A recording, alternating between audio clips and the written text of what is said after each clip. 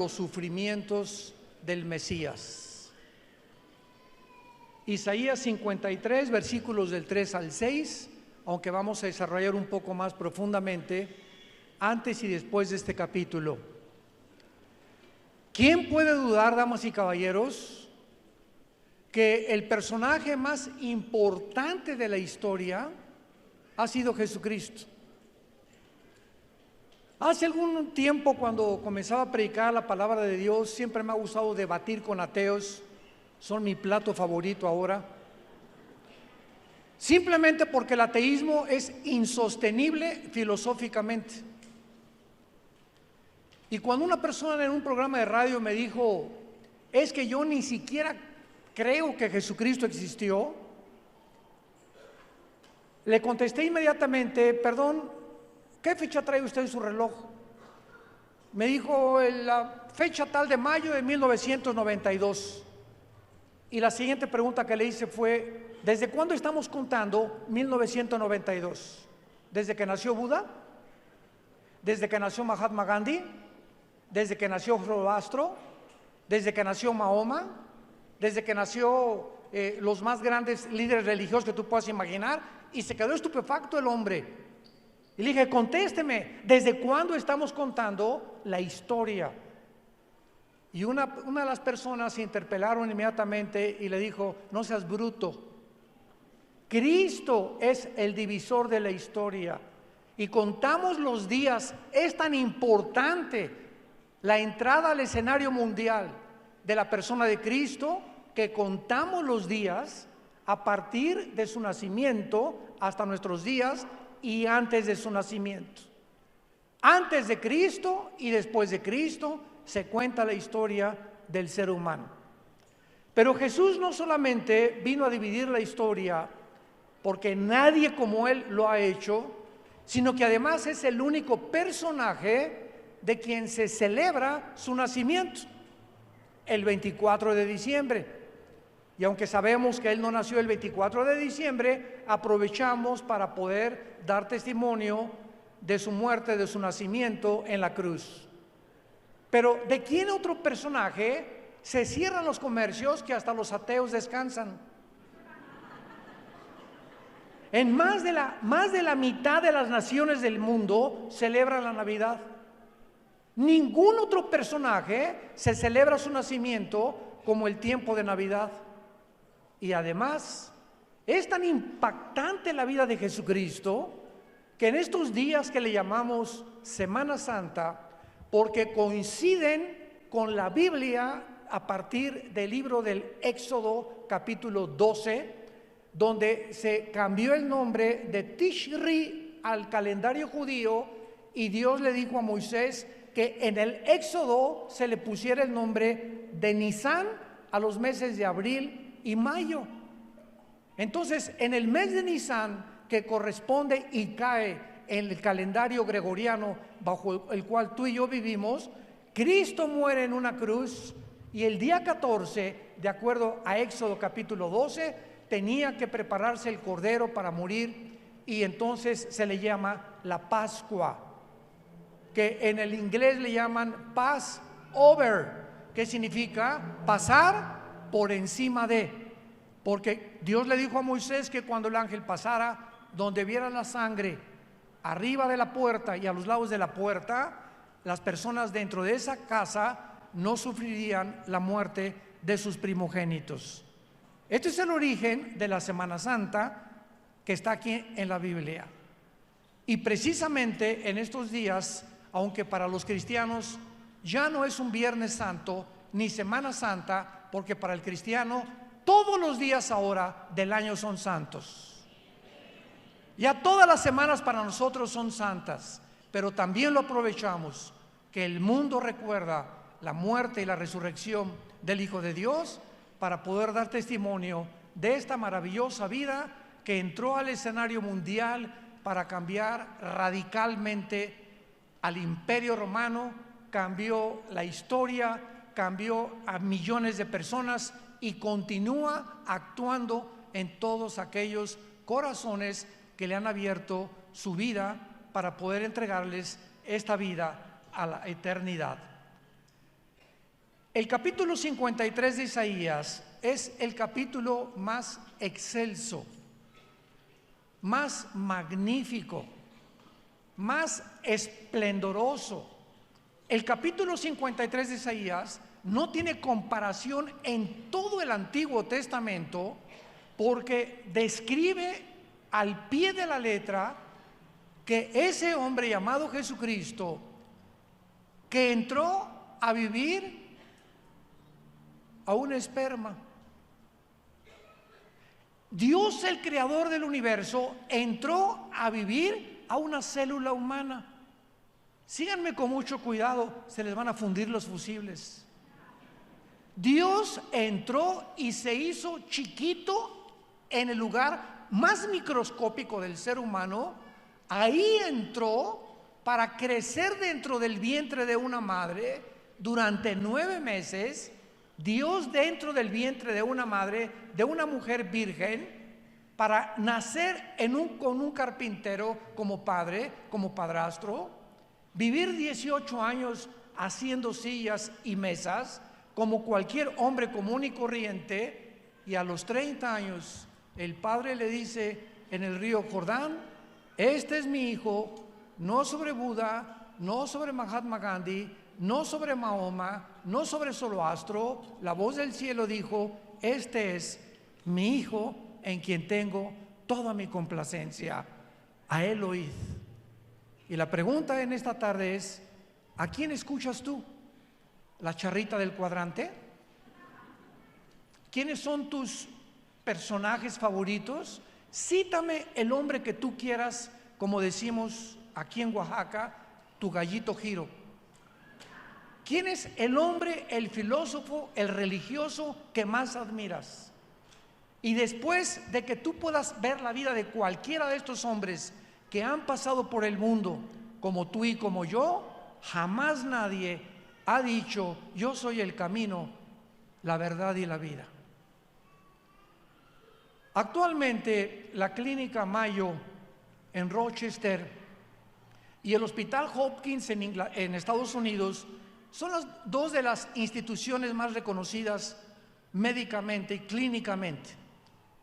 Y hace 1 año y medio, tanto la Clínica Rochester como el Hospital Hopkins coincidieron en que la razón por la cual el ser humano en el siglo XXI está enfermo, mental y físicamente, se debe a una sola razón. El 70% de los problemas humanos físicos y mentales en el siglo que vivimos se llama el estrés. El estrés. ¿Qué cosa es el estrés? Es un estado del alma, un alma inquieta, un alma rencorosa, sin paz, intranquila, amargada, con heridas que te hicieron en la juventud, en la infancia, en tus exmaridos, tus exnovios. Pero ¿quién puede dudar que el ser humano se encuentra enfermo? Este año se recetaron más de 675 millones de pastillas tranquilizantes en Europa, principalmente en la nación de España, donde hay más abortos y más divorcios que en cualquier otra nación del mundo. Entonces, el ser humano tiene un problema tremendo porque hemos alcanzado la luna. El siglo XX fue el siglo donde más descubrimientos científicos y avances tecnológicos logró el ser humano. Jamás en la historia habíamos experimentado lo que descubrimos en el siglo XX. 1905 comienza el primer carro Ford a caminar a 30 kilómetros por hora. 1907, 1908, los hermanos Wright norteamericanos comienzan a volar o a intentar volar en el espacio. 1929, Alejandro Fleming descubre la penicilina. 1943-44, los doctores Oppenheimer y Enrico Fermi descubren la fisión nuclear, bombardeando el uranio 235 y produciendo las primeras 2 bombas atómicas que soltaron en Nagasaki y Hiroshima en Japón. 1957 la primera plataforma espacial. 1969 llegamos a la luna.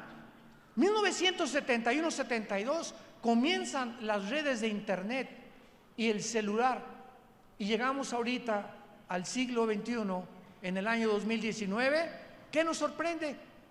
Vean a los chamaquitos de 4 o 5 años con la iPad y con su iPhone. Ahí están, dale, ya le brincan y le cambian.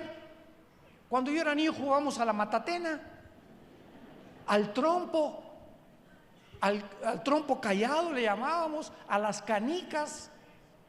Veíamos a las muchachas, ¿verdad? Y las muchachas a lo mucho se pintaban un poquito, parecían maripositas así, y adiós desde lejecitos, y nosotros ni caso les hacíamos. Estamos en un mundo que ya perdió la brújula, un mundo desquiciado, donde nadie sabe realmente cuál es el camino. Y Jesucristo vino hace 2000 años y nos sigue llamando que nos volvamos a Él. Él es el camino, Él es la razón por la cual tú y yo nacimos.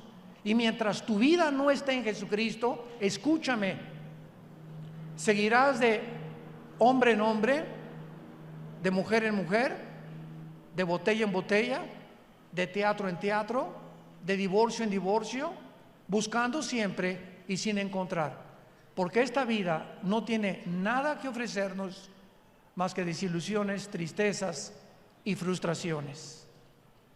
Cuando Dios presenta a Jesucristo en el capítulo 53, nos presenta a Jesucristo anteriormente como un siervo, porque a eso vino Jesucristo. El Dios creador nos viene a lavar los pies, a hincarse y a lavarnos los pies y mostrarnos que la humildad es la virtud más grande del ser humano. La humildad. Y la antítesis de la humildad es la arrogancia, la soberbia, el demandarle a Dios: ¿y tú por qué permites los tsunamis? ¿Y por qué permites los terremotos? ¿Y por qué permites esto y el otro? Y sabes que en ese momento estas personas se endiosan y lo único que hacen es decirle a Dios: bájate y siéntate aquí, y ahora yo voy a ser el abogado acusador. Y a ver, contéstame, ¿por qué hiciste esto y esto y aquello? En otras palabras, hombres y mujeres que se atreven en su soberbia intelectual a creer que si ellos hubieran sido Dios, hubieran hecho un mejor papel, sin entender que los pensamientos de Dios no son nuestros pensamientos, ni sus caminos son nuestros caminos. Él no piensa como tú piensas, ni como yo pensaba, ni como el ser humano natural sigue pensando. Él está completamente alejado mentalmente de nosotros, y si tú lo quieres conocer y caminar con Él, híncate, humíllate, pídele perdón por tus pecados. Y mientras el ser humano no tenga esa condición delante del Creador, Dios no tiene cómo tratar contigo, porque esa arrogancia y esa soberbia es la que le impide al ser humano conocer al Dios creador y sustentador de todas las cosas. Dice Isaías capítulo 53, escrito hace 2700 años. Señores arqueólogos, paleontólogos que nos visitan, señores astrofísicos que nos visitan, antropólogos, vayan a Jerusalén, y en el Museo del Holocausto en Jerusalén van a encontrar este libro que se llama Isaías, tal como lo encontraron en 1948 en los rollos de Qumran, en el Mar Muerto. Y lo examinaron los más grandes expertos, y es exactamente como lo tenemos en nuestras Biblias. Ahí está el libro de Isaías completito con otros libros de la Biblia, mostrándonos lo sobrenatural que es este maravilloso libro que se llama la Biblia. Entonces estamos leyendo algo que sucedió hace 2700 años, o sea, Isaías escribió 700 años antes de que Jesús naciera. Y el capítulo 53 lo escribe, noten ustedes todos los verbos en tiempo pasado. Versículo 3, despreciado y desechado entre los hombres, varón de dolores, experimentado en quebranto, y como que escondimos de él el rostro, fue menospreciado y no lo estimamos. Todos los verbos están en tiempo pasado. Qué interesante. Ciertamente llevó, pasado, él nuestras enfermedades, sufrió nuestros dolores, y nosotros le tuvimos por azotado, por herido de Dios y abatido. Mas él, herido fue por nuestras rebeliones, molido por nuestros pecados. El castigo de nuestra paz fue sobre él, y por su llaga fuimos nosotros curados. Todos nosotros nos descarriamos como ovejas, cada cual se apartó por su camino, mas Jehová cargó en él el pecado de todos nosotros. Vemos nosotros que aquí se le llama a Jesucristo el siervo de Dios, despreciado y desechado entre los hombres. En el capítulo 42 de Isaías, versículo 1, el Espíritu Santo había comenzado a preparar el camino para la presentación del capítulo 53 de Isaías. Y dice Isaías 42, he aquí mi siervo, yo le sostendré, mi escogido, en quien mi alma tiene contentamiento. He puesto sobre él el Espíritu y traerá la justicia a las naciones. En este versículo 1 hay 2000 años de diferencia. Está mencionando el Espíritu Santo que Cristo era el siervo de Dios, el escogido de Dios, en quien el Padre tenía su contentamiento, que traería el Espíritu del Padre, pero dice que traería la justicia a las naciones, lo cual fue 2000 años después de su muerte. Entonces, cuando venimos a la Biblia, leemos que en un solo versículo puede haber 2000 años entre dos frases, entre dos oraciones. Y cuando tú profundizas, comienzas a descubrir estos misterios que Dios esconde para que entendamos verdaderamente su voluntad. Llegamos al capítulo 52 de Isaías, que es la anticipación al capítulo 53, versículo 13. Y en el capítulo 52, del 13 al 15, se describe antes del siervo sufriente lo que él iba a hacer. He aquí mi siervo será prosperado. En otras palabras, Jesús cumpliría su misión. En Juan 17 Jesús dijo, antes de morir, Padre, encomiendo tu espíritu, glorifica a tu Hijo como yo te he glorificado, he acabado la obra que me diste. Estaba listo para morir, había cumplido, y es lo que significa que sería prosperado. Será engrandecido, exaltado y puesto muy en alto. Aquí nos está hablando de su resurrección y de su ascensión. E inmediatamente el versículo 14 nos menciona que Jesús, antes de poder ayudarte y antes de poder ayudarme y antes de poder cambiar nuestra situación y revolucionar a los seres humanos, Él tenía que sufrir, porque vivimos en un mundo de pecado. ¿Saben ustedes cuando Carlos Marx postuló el manifiesto comunista en el siglo XIX con Federico Engels? Yo era un apasionado de la dialéctica materialista. El comunismo para mí era la respuesta a la ideología, a los problemas humanos. Y Carlos Marx postula una ideología donde se le llamó la lucha de clases. Entonces, Marx veía al mundo como un problema entre dos clases sociales, entre el proletariado y entre la burguesía. Y de acuerdo a su mente, él era judío, Carlos Marx, de acuerdo a su mentalidad, él estableció y postuló esta tesis: si el proletariado derriba a la burguesía, o sea, si los pobres dejan de ser pobres, quitándoles a los ricos lo que ellos tienen, y tomando los pobres en lugar de los ricos, la sociedad tendrá justicia. ¿Saben cómo se llama esto? Sin que yo me hubiera dado cuenta en aquel tiempo, y como la mayor parte de las gentes que han abrazado esta ideología no lo saben, se llama robo calificado. Porque quitarle a alguien su propiedad bajo el nombre de expropiación es un robo. Y Cristo prohíbe el robo. Uno de los mandamientos es: no robarás. Entonces, de acuerdo a esta postulación, ahí se soluciona el problema. Y cuando se puso en práctica esta ideología en 1917 del siglo pasado, por un hombre llamado Lenin, en la revolución bolchevique, el comunismo comenzó en Europa, en Rusia, a extenderse, pero la guerra mundial la ganan los rusos con Inglaterra y con Estados Unidos contra Alemania, Japón e Italia. Y entonces en 1952 se levanta la Unión de Repúblicas Socialistas Soviéticas con la bandera del comunismo, peleando y tratando de competir contra la democracia del mundo capitalista que había ganado Estados Unidos, Rusia y también Inglaterra.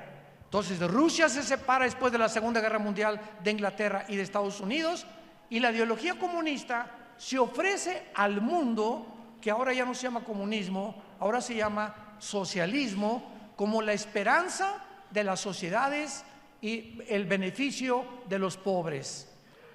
Bueno, esto fue en el área de la política, cuando antes de Marx surgió un hombre llamado William Shakespeare, un dramaturgo inglés. Dijo que el problema del hombre era la lucha no solamente de clases, sino un defecto trágico. Después surgió tu padrino Sigmund Freud, el padre de la psicología y del psicoanálisis.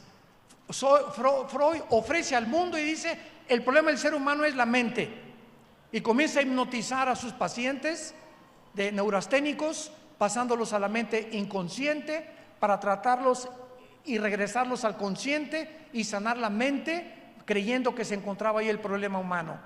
Y así encontramos que a través de la psicología y la psiquiatría, que ha ayudado al ser humano a descubrir muchos de sus problemas, ni el comunismo, ni el defecto trágico, ni la lucha de clases, ni la mente es el peligro ni el problema del ser humano. Dios, como el creador de todos nosotros, nos vino a revelar el problema del ser humano. No está en la mente, no está en la lucha de clases, no está en la desproporción de la pobreza y la riqueza. El problema del ser humano, la Biblia le llama pecado. ¿Sabes qué es el pecado? La palabra amartia en el griego, la palabra shatá en el hebreo, significa lo siguiente: el pecado es fallar el blanco. Pones un blanco y agarras un arco con flechas, y los blancos tienen muchos círculos y un circulito chiquito en medio. Y el problema está en atinarle al circulito de en medio. Si le pegas arriba, a un lado o juntito al blanco, no le has dado al blanco. El blanco es el circulito del medio. Cuando la Biblia dice que todos nosotros hemos fallado al blanco, el blanco es Dios. Entonces hemos inventado como ovejas, cada quien por su camino, el hinduismo, el islam, la lucha de clases, la psicología, la psiquiatría, la autoestima, y estamos buscando la manera de dar en el blanco, de tener paz, de estar en paz con nosotros, de tener un matrimonio que Dios bendiga, tener una familia que bendiga a nuestros hijos, que nuestros nietos sean bendecidos, y el mundo no lo encuentra, porque la respuesta solamente nos las trajo Dios a través de el siervo sufriente llamado Jesucristo. Miren lo que dice Isaías 53, versículo 14. ¿Cómo se asombraron de ti muchos? De tal manera fue desfigurado. O sea, cuando Cristo estaba en la cruz, era un guiñapo humano. Cristo en la cruz era un monstruo. irreconocible. Lo voy a explicar médicamente más adelante. Fue desfigurado de los hombres su parecer y su hermosura más que los hijos de los hombres. El estudio que les voy a dar ahorita fue hecho por el doctor William Edwards, patólogo de la clínica Mayo de Rochester, Massachusetts, y este médico cardiólogo estudió la muerte de Cristo con otro grupo clínico de médicos, y escuchen lo que publicaron en el diario de la Asociación Médica Norteamericana. La Biblia enseña que en el huerto de Getsemaní Cristo sudó sangre. Este fenómeno médicamente se llama hematohidrosis. Hemato, de ahí viene la palabra sangre, hematólogo o hematoma, e hidrosis, que significa sudor sanguinolente o sanguinolento. Esto ocurre en estados emocionales muy elevados, cuando la hemorragia de las glándulas sudoríparas ocasiona que la piel quede muy frágil. La pérdida sanguínea en el huerto de Getsemaní fue mínima. Sin embargo, la fragilidad cutánea resultante más tarde ocasionó una gran pérdida sanguínea durante la flagelación. Los látigos romanos, que eran como de 1 o 2 metros, tenían puntas de hueso con plomo y se enrollaban en las víctimas, y cuando el soldado romano jalaba el látigo, desprendía todos los tejidos subcutáneos de enfrente del pecho y de atrás. No sé cuántos de ustedes vieron la película La Pasión, muy buena, nada más que ahí el látigo lo usaron que nada más le pegaba en la espalda. Así no eran los látigos romanos, se enrollaban 2 o 3 veces, y el dolor era cuando jalaba el látigo para que todas las puntas de plomo y de hueso comenzaran a arrancar los tejidos poco a poco. Estos se enrollaban en el cuerpo de la víctima, y la pérdida de sangre ahí de Cristo fue impresionante. Jesús fue debilitado con 39 latigazos, y cuando se le dice que vino Simón de Cirene a ayudarlo a cargar el patíbulum, o sea, el palo central de la cruz, Cristo en su sangre había perdido más de casi 2 litros por el flagelo de los romanos y por el huerto de Getsemaní. Ahora escuchen lo que dice este doctor. Cuando crucificaron a Cristo y estiraron sus manos, los clavos fueron colocados en el hueso radio y los huesos del carpo, que son en las muñecas. No producían fractura alguna. El daño al periósteo, que es la membrana que cubre los huesos, era dolorosísima. Seguramente los clavos le cortaron el nervio mediano, lo cual debió haber ocasionado a Jesús espasmos intensísimos de dolor en ambos brazos durante el procedimiento. Todo esto debió haberle producido parálisis en parte de sus manos y sus pies. Los ligamentos son atrapados en el trayecto por los clavos, ocasionando lo que se llama una mano de garra. Los clavos en los pies le atravesaron los huesos del tarso y seguramente también le ocasionaron lesiones en los nervios. Los clavos, sin embargo, no producían una pérdida de sangre importante.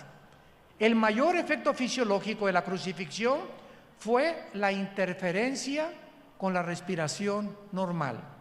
Especialmente cuando Jesús quería respirar, el cuerpo tiende a fijar el tórax en estado de inhalación, y de acuerdo a este análisis, la respiración con el diafragma y la forma superficial resultaron en retención del dióxido de carbono en la sangre, produciendo una especie casi de asfixia. Un aspecto médico de la crucifixión de Cristo ha causado controversia, porque de acuerdo a lo anterior, cuando Juan en el capítulo 19 escribe: vi que le mezcló la sangre con el agua, el centurión romano le atravesó el pulmón derecho con la lanza y le atravesó el corazón. Y cuando Juan escribe en Juan 19, versículo 34, vi salir una gota de agua y sangre, los cardiólogos del siglo XXI dan testimonio que cuando se mezcla la sangre con el agua es porque hubo una rotura del pericardio. El pericardio es una capa que envuelve nuestro corazón. Y este líquido correspondía al líquido pericárdico y la sangre a presencia de sangre en la cavidad pericárdica. El corazón está formado por el endocardio, después una capa muscular llamada el miocardio, forrada por el pericardio, que consta de dos capas, el pericardio visceral y el pericardio parietal. Y cuando la Biblia nos muestra 1000 años antes, en el Salmo 22, que se describe por el rey David cómo murió Cristo en la cruz del Calvario, la pregunta que les hago yo a todos ustedes y que me encanta hacerles a la mayor parte de los estudiantes de la Biblia es la siguiente: ¿qué ocasionó médicamente la muerte de Jesús? Regularmente los que eran víctimas de la crucifixión se acercaban a los soldados y les rompían las rodillas. Al romperles las rodillas, el cuerpo se colgaba y para asegurarse, los romanos, si no estaba muerto, se moría asfixiado la víctima. Otros, lógico, por desangramiento. Tenemos casi 4 o 5 litros de sangre y nadie puede sobrevivir con menos de la mitad de la sangre que el cuerpo tiene. Pero ¿qué fue lo que causó la muerte de Jesús? ¿No fue asfixia? ¿No le rompieron las rodillas, los meniscos de las rodillas? Porque estaba escrito en el libro de Deuteronomio que no le romperían los huesos. Y la pregunta es la siguiente: ¿qué fue lo que ocasionó la muerte de Jesús? Y lo contesta el Salmo 22 por el rey David 1000 años antes. Y el rey David escribe y dice estas palabras: mi corazón se derritió como la cera. Cristo muere por el dolor moral. Cuando tus pecados y mis pecados fueron puestos sobre su cuerpo, Él no pudo aguantar el dolor, que es el dolor 10 veces más cuando una mujer pierde a su hijo, que entra en un estado en el que se paraliza el corazón de tanto dolor que ya no se aguanta sufrir, y en ese momento Jesús muere y es el pecado el que le quita la vida. Herido fue por nuestras transgresiones, molido fue por nuestros pecados. Y lo hizo porque de tal manera amó Dios al mundo, de tal manera te ama Dios, que la única forma de decirnos que nos amaba era en una cruz. Desde que yo conozco el Evangelio de Cristo hasta estos días, cuando yo tengo dudas, porque todos lo tenemos, y pasan etapas en nuestra vida donde dudamos y donde comenzamos como Abraham, como David, como Pedro, que hasta lo negó a Cristo un día. Todos somos seres imperfectos, y cuando vienen estos ataques a mi vida, yo solo recuerdo algo y volteo y veo la cruz. Cuando veo la cruz, eso satisface mis dudas de saber que muchas cosas no entiendo, más que una cosa: Dios no puede dejar de amarme. Dios te ama con amor eterno. Y no importa lo que tú estés atravesando, Él te ama. Como me dijo una señora en un hospital en Estados Unidos: ¿dónde está Dios, pastor? Me estoy muriendo de cáncer. Y está con el telele la señora así, nomás le hacía así las manitas. Y joven, digo unos 60, 63 años de edad. ¿Dónde está Dios? Me dice, en este momento lo necesito. Y yo le contesté: ¿dónde estaba Dios cuando Jesús murió en la cruz? Cristo hubiera pensado eso: ¿dónde está mi Padre? Y por eso gritó: lama, lama sabactani, Elí, Elí, ¿por qué me has desamparado? En ese momento Dios lo abandona al Hijo, porque en ese momento misterioso de las 12 a las 3 de la tarde se oscurece el universo, y en ese momento entre el Padre y el Hijo no se nos permite ver qué pasó en esas 3 horas. Entre el Padre y el Hijo hubo algo de las 12 a las 3 de las tinieblas, Y fueron esas 3 horas, porque el 3 es el número de la Trinidad, en el que el Padre ponía tus pecados y mis pecados en la vida de su Hijo Jesucristo. Y la santidad del Padre evitó, y no podía Él en ese momento estar con su Hijo. En ese momento el pecado mató a Cristo, lo separó del Padre, para que tú y yo nunca fuéramos vueltos a ser separados de Él. El que no escatimó a su Hijo, lo entregó por todos nosotros. No perdonó a su Hijo, nos perdonó a nosotros por causa de su Hijo Jesucristo. Y más adelante dice el Isaías 53, herido fue por nuestras rebeliones, molido por nuestros pecados, el castigo de nuestra paz fue sobre él, y por su llaga fuimos nosotros curados. Damas y caballeros, señores psicólogos que nos acompañan, o psiquiatras, o doctoras corazones, o astrólogos, o todos los que están buscando cómo cambiar la esquizofrenia, que es un problema mental del ser humano, cuando el hombre tiene 2 personalidades, la sociopatía, la psicosis, la paranoia, que los psicólogos han bautizado con estos nombres, donde el ser humano no está actuando normalmente. Y la psicología, como yo les dije, ha ayudado en algo para encontrarte. Tú vas al psicólogo y el psicólogo te dice lo siguiente: mira, Chencho, tú eres como eres porque te violaron de niño. O tal vez tienes tendencias homosexuales porque te violaron de joven. O tienes tendencias lésbicas porque tuviste una experiencia sexual traumática con un hombre que te ha hecho acercarte más a las mujeres que a los hombres. O tú tienes este problema porque fuiste muy golpeado por tu papá. O porque fuiste hijo de una prostituta. O porque nunca tuviste un hogar funcional. Entonces, la psicología nos ayuda a poder descubrir qué fueron las causas por las cuales la conducta del ser humano se manifiesta como se manifiesta. Pero escúcheme con mucha atención: ningún psicólogo, ningún psiquiatra te puede curar. Y la única forma en la que los psiquiatras, porque los psicólogos no pueden recetar medicinas, los psiquiatras te recetan chochos, pastillas tranquilizantes. Entonces tú vas a un psiquiatra y un psicólogo y sales drogadicto. El 98% de los hospitales psiquiátricos en el mundo, damas y caballeros, el 98% de los hospitales psiquiátricos en el mundo, el 98% de los pacientes están drogados. La única forma en la que los pueden manejar es químicamente. Jesús, María y José y el burrito que los acompaña. No hay manera de curar a un esquizofrénico.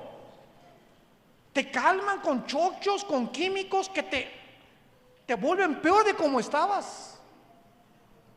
Bueno, es que el doctor me dijo que 3 miligramos y él está controlado. El mes que entra te receta 10 miligramos. Y al ratito vas a aparecer alambre eléctrico en la noche. Damas y caballeros, la Biblia es el único libro que nos ofrece sanidad. Por las heridas de Jesús, por lo que Él hizo en la cruz, Dios nos perdona las heridas de nuestra alma. Hay un hombre de Dios en Estados Unidos llamado James Robinson. Le decían el sucesor de Billy Graham. Este muchacho fue parido por una prostituta en Estados Unidos y lo tiraron en un bote de basura. Lo recogió otra prostituta del bote de basura y se llevó a su casa como 6 o 8 meses y lo volvió a tirar en un basurero cuando tenía como 1 o 2 años. Pasó otra prostituta cuando tenía 3 o 4 años y lo volvió a recoger. Vean la mano de Dios. Y esta prostituta, como a los 6 o 7 años, lo metió en un orfanatorio. Y James Robinson estudió en el orfanatorio de los 6 a los 15 años de edad, y a los 15 años de edad recibió a Cristo como su Salvador. Sin mamá, desechado, despreciado, nunca tuvo mamá, prostitutas, nunca conoció a su padre y se convirtió a los 26 años en el evangelista número 2 del mundo entero. Y sigue viviendo en Dallas, Texas, en la iglesia de Gateway se llama, como uno de los pastores principales y uno de los más grandes hombres de Dios que el mundo ha conocido. Entonces, nadie tiene la excusa de decir, soy como soy, porque mi mamá, porque mi papá, porque mi esposo, porque mi novio, porque mi hermano. El día que tú dejes de echarle la culpa a cualquier otra persona y digas, soy lo que soy porque yo he escogido ser, y mis decisiones que yo tengo son por las consecuencias que yo he sembrado con mi conducta, en ese momento te vuelves una persona madura.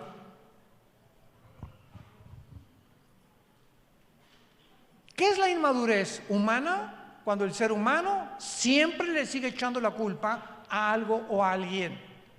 Y mientras tú mantengas esa actitud, y hay personas de 60 años que parecen chamaquitos de 10 años, nunca han madurado, y por eso emocionalmente te descompones, porque las neuronas del cerebro funcionan de tal manera y están conectadas eléctricamente en la neurología, que si tu estado mental de estrés, de angustia, de rencor, de odio, de intranquilidad, de que no duermes, de que no tienes paz, no puedes ser una persona normal.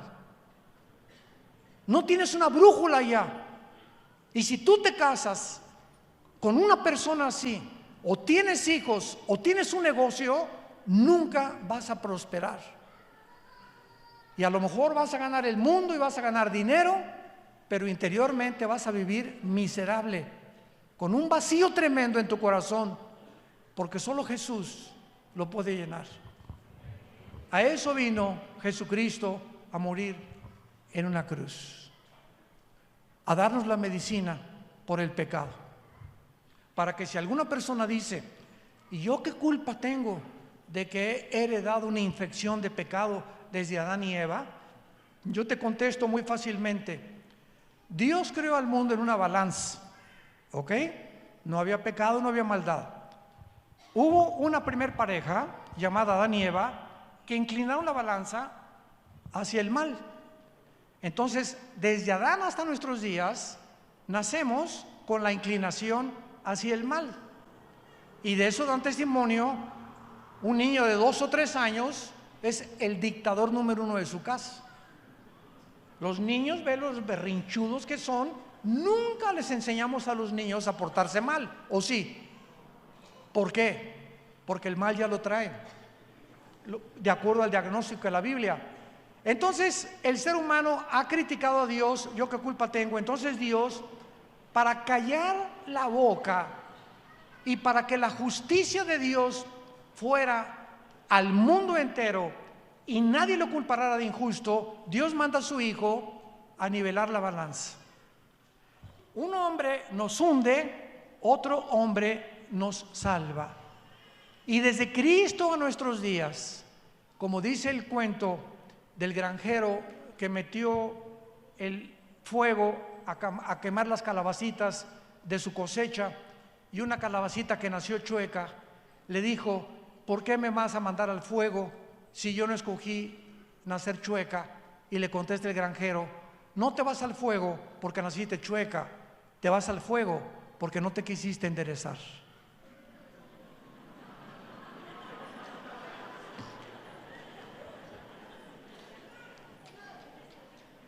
El día que tú madures, no le vas a echar la culpa a nadie. Eres como eres por lo que has escogido ser.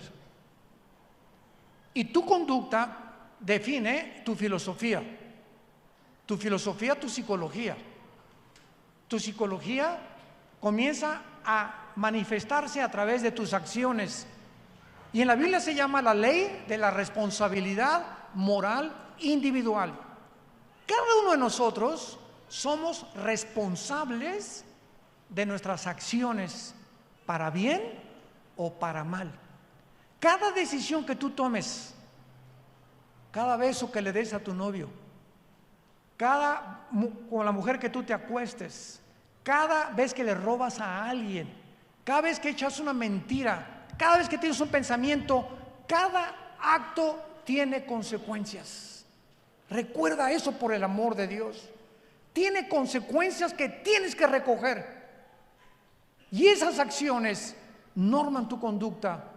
Y si llegas a los 30, 40, 50 años de edad con esta conducta, vas a ser una persona mentalmente enferma. Y te vamos a ir a visitar al psiquiátrico. 9 esposos. La mujer más bella del mundo. Le llaman la maldición de la belleza. O sea, hay mujeres tan bellas como ellas que no se creen que merecen a nadie, que nadie las merece. Quieren tener un rey y el otro rey y el otro rey y un príncipe, etcétera, etcétera. 9 hombres buscando y creyendo que la felicidad se encuentra en un hombre. Y así hay hombres también. 4 o 5 veces se han casado creyendo que es que voy a encontrar la mujer que me haga feliz. ¿Sabes una cosa? No hay nadie en esta vida, ni hombres ni mujeres, ni tus papás ni tus amigos, que nos hagan felices más que Dios.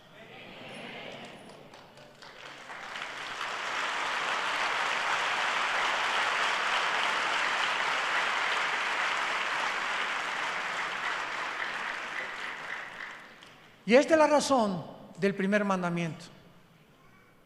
Amarás a Dios con todo tu corazón, con toda tu alma, con todas tus fuerzas. Yo le dije a Dios hace algún tiempo: